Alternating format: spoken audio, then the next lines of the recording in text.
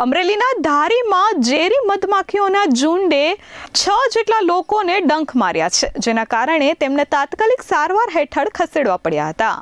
અમરેલી જિલ્લાના ધારી તાલુકાના દેવડા ગામે ઝેરી મધમાખીઓના ઝુંડનો આતંક સામે આવ્યો છે.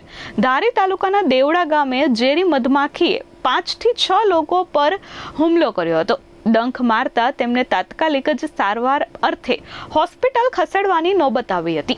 દેવડા ગામે બસ સ્ટેશન નજીક બેસેલા 6 જેટલા લોકો પર મધમાખીના ઝુંડે ડંખ માર્યા હતા. ઇજાગ્રસ્તોને ધારીની હોસ્પિટલ ખાતે તાત્કાલિક જ સારવાર હેઠળ ખસેડવામાં આવ્યા છે. ઝેરી મધમાખીના આતંકને લઈ સ્થાનિકોમાં ફફડાટ ફેલાયો હતો.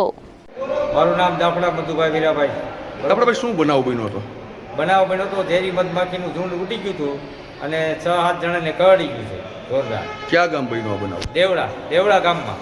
ઈજાગ્રસ્તોને સિવિલ હોસ્પિટલમાં લઈ આવેલ છે 108માં. બરોબર. કેટલા લોકો હતા?